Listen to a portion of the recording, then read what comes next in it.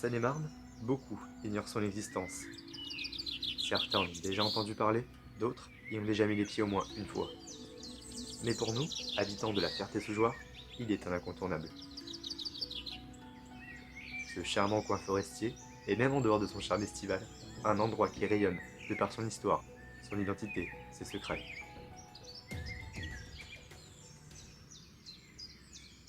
Malheureusement,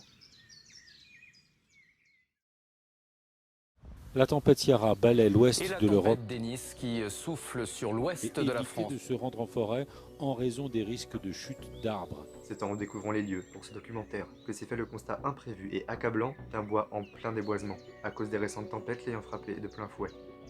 Un constat alarmant et alourdi par la météorologie capricieuse le jour du tournage.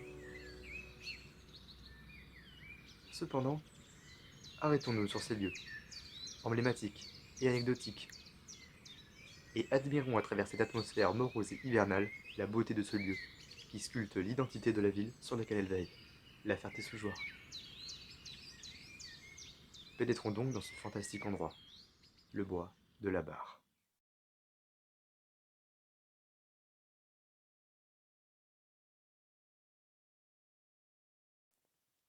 Et commençons par ce qui a forgé sa réputation.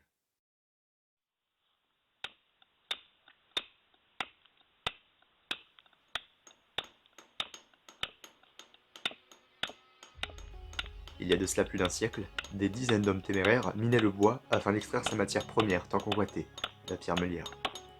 Utilisée dans la construction de ponts, de murs, de maisons, la demande et la présence de cette pierre dans ce bois fut telle que la Ferté-sous-Jouarre, commune détenant le bois de la Barre, devint la capitale mondiale de la pierre meulière. De nos jours, l'extraction de la fameuse pierre est bien évidemment achevée. Ce qu'il en reste, des chemins, des sillons, à travers les plaines. Le tracé des rails, où les wagons acheminaient la pierre meulière, pouvant être aperçus en été si on a de la chance. Et des carrières, à peine visibles.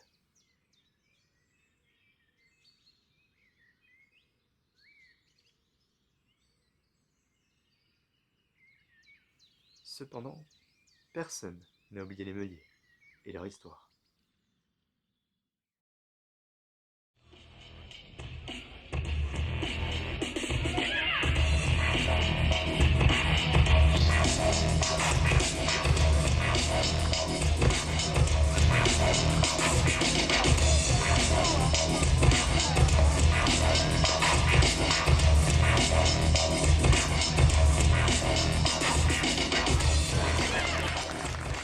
Une fête en l'honneur de ces hommes fut organisée entre 2010 et 2015. Appelée la fête des mains bleues, son nom fait référence à la couleur bleu-violette des mains des meuliers. Des parcelles de silex se glissaient en effet sous la peau de ces ouvriers, et cela leur a valu le surnom d'hommes aux mains bleues. Aujourd'hui, ces festivités ne sont plus, et restent regrettées de tous.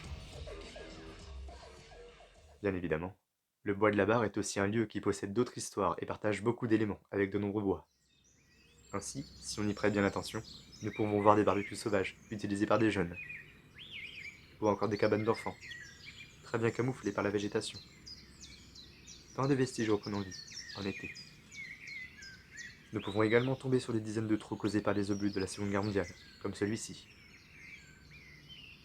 Ou encore un vieux lavoir du 19e siècle, où les femmes d'antan venaient laver leur linge. C'est aussi un lieu avec de magnifiques endroits comme de longues pentes pour pratiquer le motocross, le quad, le vélo, et il fourmille bien évidemment de sentiers pour les promeneurs, randonneurs et adeptes de la nature. Pour avoir un avis extérieur sur le bois, j'ai interviewé un ami d'enfance qui connaît comme moi le bois de la Barre comme sa poche et qui fait partie de mon équipe de tournage. Salut Léo, tu vas bien? Salut, ça va et toi, Brian? Bah ça va super, déjà je te remercie de participer à cette interview. Moi, ça me fait plaisir. Alors on va passer aux questions. Vas-y. Alors quand je te dis bois de la Barre, tu penses à quoi tout de suite? Déjà, je pense à mon enfance, tous les moments que j'ai passés dans cette forêt, à me balader avec ma famille, mes amis, les balades en vélo, toutes des bêtises aussi que j'ai fait dans cette forêt en C'est étant vrai? plus jeune. Donc t'as que des bons souvenirs en fait. Oui.